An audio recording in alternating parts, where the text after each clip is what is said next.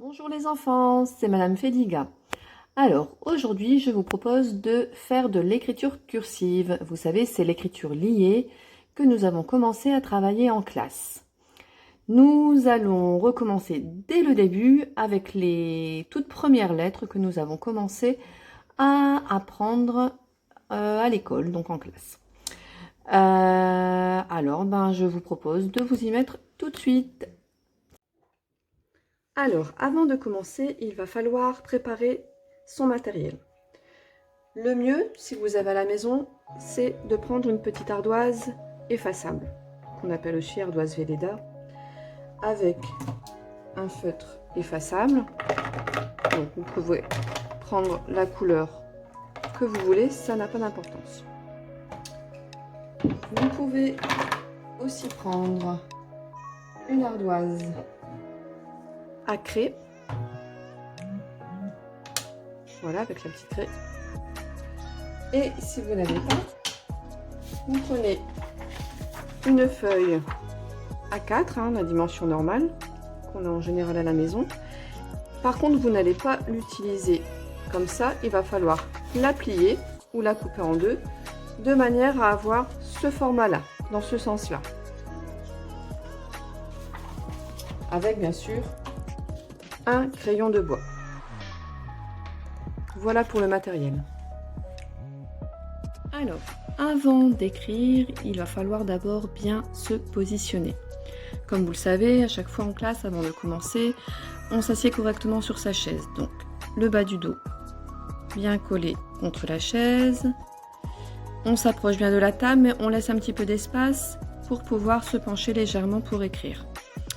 Les pieds ne se balancent pas dans les airs, il faut qu'ils touchent le sol.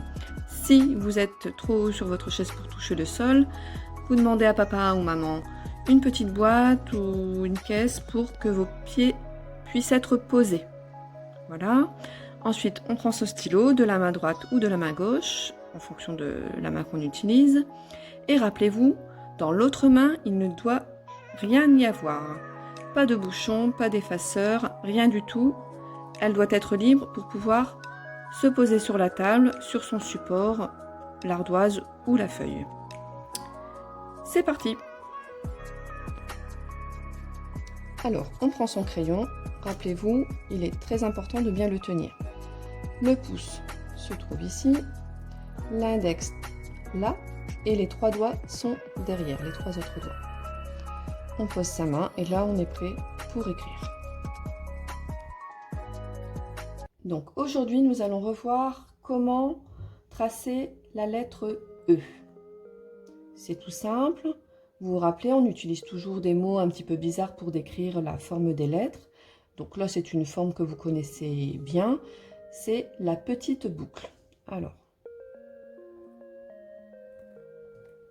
voilà le E. Je recommence.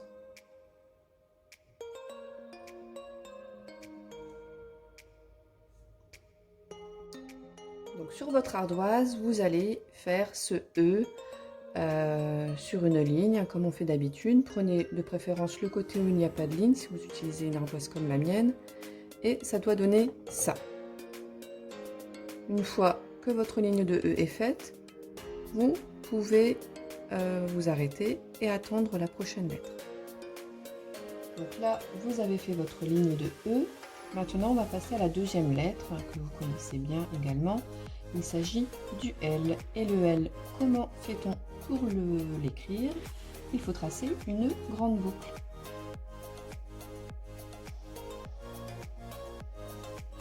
Je recommence. Rappelez-vous, on monte penché, on tourne vers l'arrière et on descend bien droit.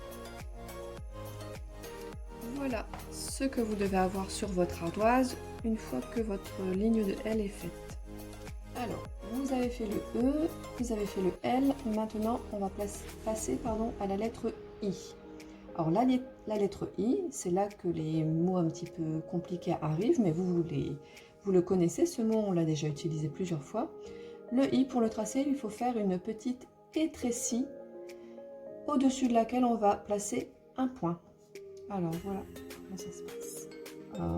On monte, on redescend et on fait le point. Je recommence. On monte, on redescend et on fait le point. C'est à vous. Voilà ce qu'on obtient. Alors, nous avons vu comment faire la lettre E. Nous avons vu comment faire la lettre L. Et enfin la lettre I. Nous allons pouvoir maintenant écrire des mots. Et les mots, vous avez déjà appris en classe. Donc, nous allons d'abord écrire le mot L. Petite boucle, on continue avec la grande boucle, deuxième grande boucle et petite boucle. Une fois que vous aurez fait votre ligne de L, vous allez pouvoir passer au deuxième mot, qui est le mot il. Petit étrécie, on enchaîne avec la grande boucle et seulement à la fin, on passe le point au-dessus de l'étrécie. Et enfin, dernier petit mot qui est très utile, c'est le mot le. Grande boucle et petite boucle.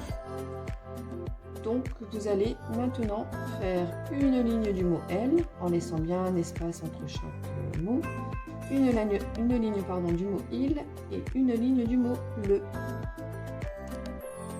Voilà ce que ça donne une fois que votre travail est terminé. Voilà pour aujourd'hui, je vous dis à bientôt pour une prochaine vidéo et portez-vous bien surtout. Gros bisous!